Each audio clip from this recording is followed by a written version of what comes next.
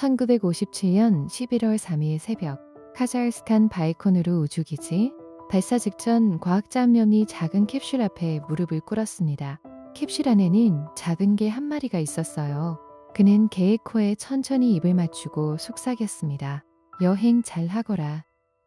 그리고 해치를 닫았어요. 그것이 그들이 라이카를 본 마지막 순간이었습니다. 오늘 스톨스픽에 들려드릴 이야기는 모스크바 거리를 떠돌던 유기견 한 마리가 인류 역사상 최초로 지구 궤도에 진입한 생명체가 된 라이카의 이야기입니다. 그리고 처음부터 돌아올 수 없는 길이었다는 이야기이기도 해요. 1957년은 냉전이 절정에 달했던 시절이었습니다. 미국과 소련은 모든 분야에서 서로를 이기려 했어요. 경제, 군사, 외교, 그리고 우주. 1957년 10월 4일 소련이 먼저 움직였습니다. 스푸트니크 1호, 인류 역사상 최초의 인공위성이었어요. 미국은 충격에 빠졌습니다. 소련이 이미 지구 위 우주 공간에 물체를 올려놨다는 건 핵미사일도 미국 어디든 쏠 수 있다는 뜻이었거든요. 미국 전체가 공포에 휩싸였습니다. 이것을 역사에서는 스푸트니크 쇼크라고 부릅니다.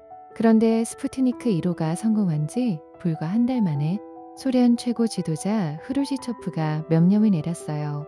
11월 7일은 10월 혁명 40주년 기념일이었습니다. 그날에 맞춰 또 한 번 세상을 놀라게 하라는 거였어요. 이번에는 살아있는 생명체를 우주로 보내라고 했습니다. 문제는 한 달이라는 시간이었어요. 한 달 안에 생명체를 실어보낼 우주선을 만들라는 거였습니다. 과학자들은 당황했어요. 하지만 명령이었습니다. 그리고 누군가 제안했어요. 개를 보내자고요. 소련은 이미 수년 전부터 우주에 개를 보내는 실험을 준비해오고 있었습니다. 떠돌이 개들을 데려다 훈련시키고 있었어요. 길에서 살아남은 개들이 추위와 굶주림에 강하고 좁은 공간에도 잘 적응할 거라는 판단이었습니다. 그 중에서 선택된 개가 있었어요. 모스크바 거리를 떠돌던 작은 암컷 잡종견. 이름은 쿠드랴프카. 하지만 세상은 그녀를 라이카라고 기억합니다. 라이카는 러시아어로 개를 뜻하는 말이었는데 서방 언론이 그 이름으로 부르기 시작하면서 굳어졌어요. 라이카가 최종 선발된 이유는 성격이었습니다. 침착하고 온순했어요. 훈련 중에도 쉽게 겁먹지 않았고 연구원들을 잘 따랐습니다. 라이카는 발사 열흘 전에 최종 낙점되었어요. 훈련이 시작됐습니다. 라이카는 점점 더 좁은 상자에 들어가는 훈련을 받았어요. 우주선 내부의 비좁은 공간에 익숙해지도록 하기 위해서였습니다. 먹이는 고용량, 젤라틴 형태의 우주 식량이었어요. 몸에는 심장박동과 호흡, 맥박을 측정하는 센서들이 부착됐습니다. 뒷자리 사이에는 배설물 처리 장치도 달렸어요. 좁은 캡슐 안에서 라이카는 앉거나 일어설 수는 있었지만 몸을 돌릴 수는 없었습니다. 처음부터 돌아오는 방법은 설계되지 않았어요. 당시 기술로는 우주선을 지구로 안전하게 귀환시킬 방법이 없었습니다. 라이카는 우주로 보내지지만 살아 돌아오는 건 처음부터 불가능한 계획이었어요.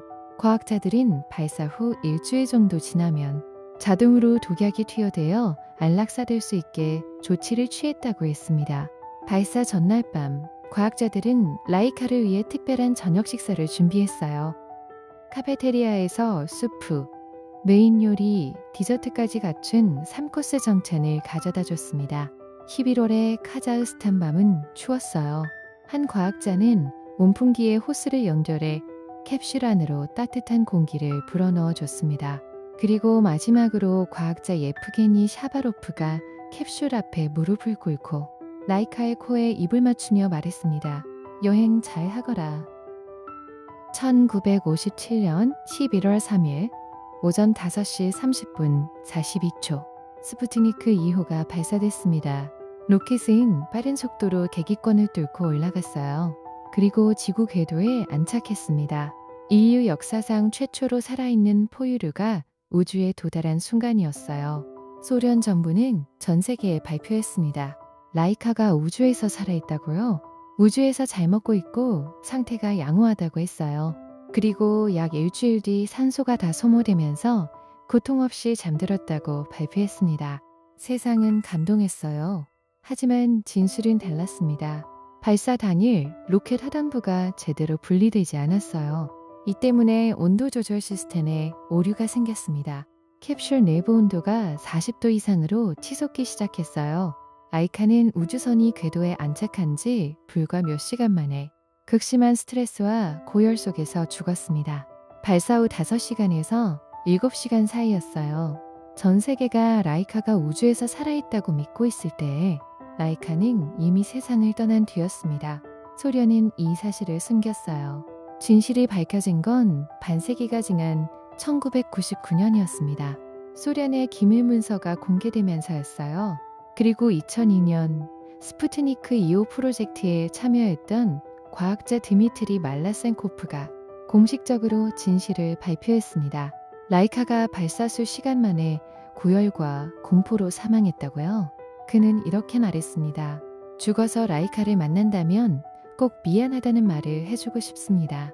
라이카의 죽음이 알려졌을 때 전 세계는 분노했어요.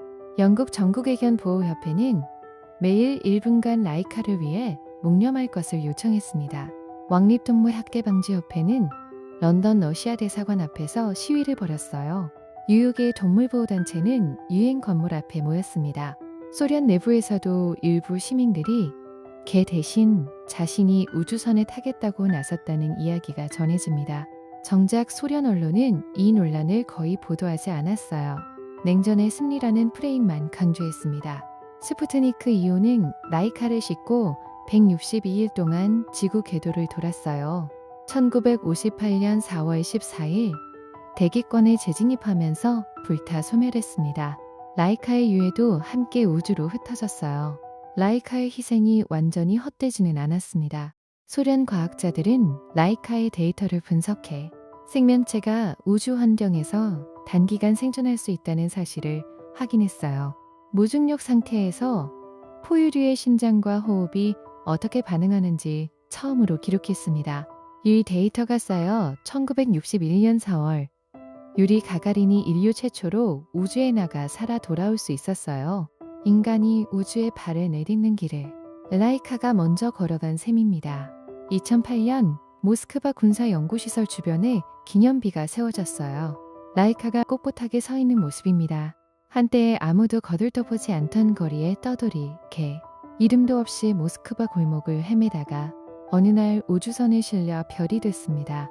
라이카가 생의 마지막 순간에 무엇을 보았을지는 알 수 없어요. 다만 그날 새벽 발사 전 과학자들이 그녀에게 해준 3코스 정찬과 코에 닿았던 따뜻한 입술만큼은 라이카가 외롭지 않았기를 바라는 사람들의 마음이었습니다. 스톨스픽이 앞으로도 들려드릴게요. 구독, 좋아요, 알림 설정 부탁드려요. 여러분의 생각도 궁금해요.